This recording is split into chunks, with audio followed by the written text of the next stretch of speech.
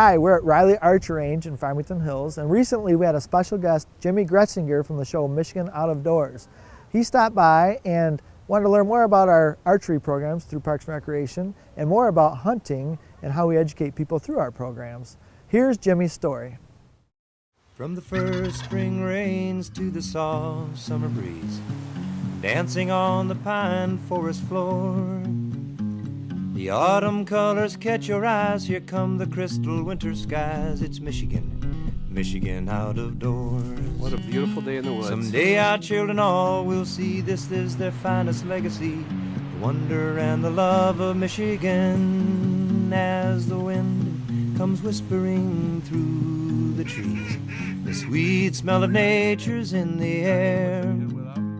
From the Great Lakes to the quiet stream, shining like a sportsman's dream, it's a love of Michigan we all share.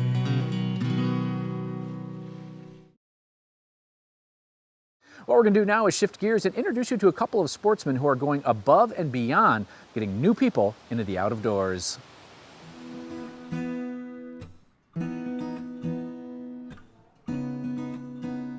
So we're in Heritage Park in Farmington Hills, and today we're talking about Riley Archery Range, which is a range we built here in 2015. Where we've got a lot of people coming through. We've had over 16,000 people come to this range in the 25 months we've been open. We're open March through November, closed in the winter.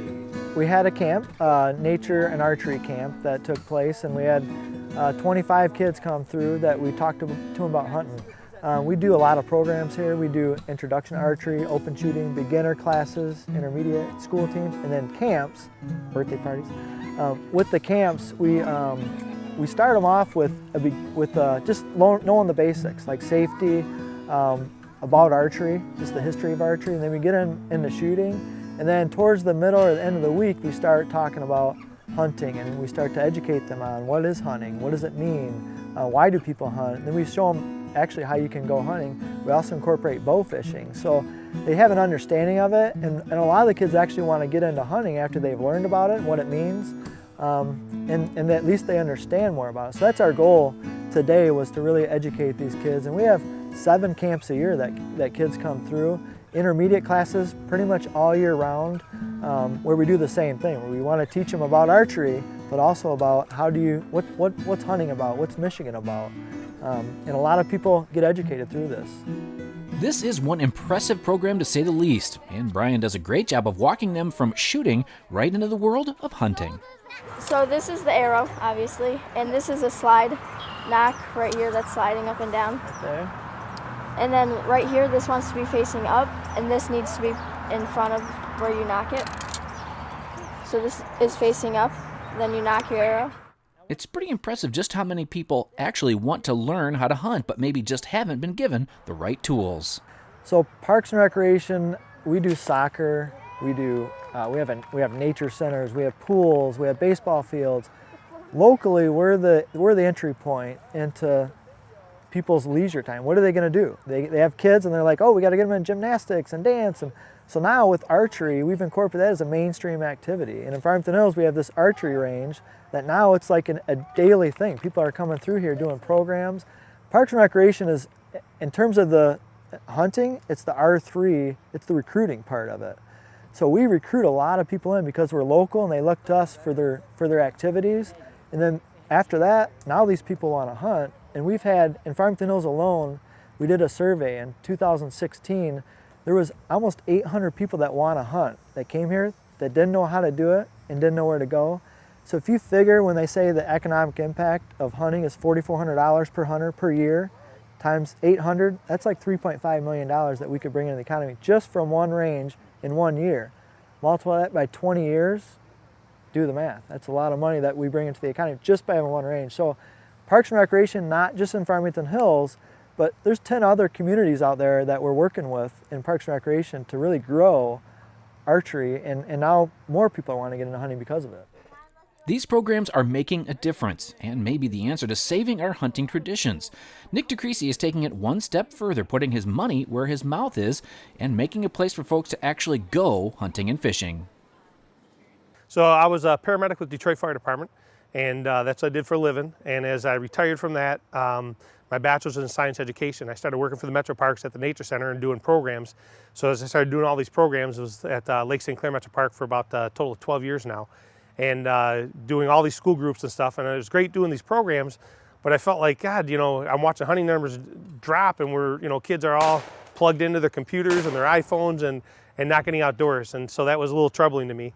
And so with 5 kids of my own and all my kids, I got 3 daughters and 2 sons. They're all avid hunters and fishermen and ice hockey players and all that stuff. And so my idea was my last daughter just got a full scholarship to go to Nazareth to play ice hockey.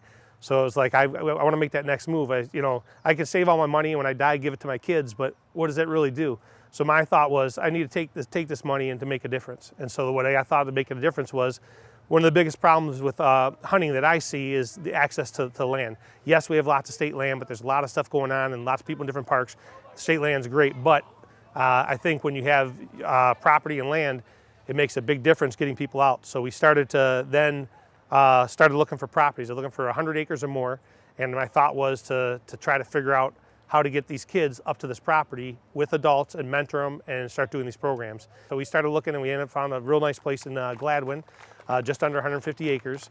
And we closed on it June 1st, and we went in there and did some excavating and made some nice trails in there, put in some food plots, put in some ponds for watering holes. And so in the course of 1 year, we've already done 4 different programs out there. We've taken kids with an adult out there and mentored them in hunting and fishing and programs like that. So after a couple of days of classes, the troops worked down the road to Chuck Connell's place to try their hand at pheasant hunting.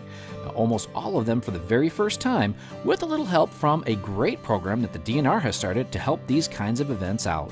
So the Outdoor Skills Academy is a program that is designed to get people with rather a 1-day or a 2-day program to learn how to hunt, fish, or shoot. If our great state had more guys like Brian and Nick, well, I tell you, we could save hunting and fishing here in Michigan. I hope this story inspires you, as it has me, to make more of an effort to get new folks into the outdoors, to make a difference and be part of the solution in saving what we love so much here in Michigan's out of doors.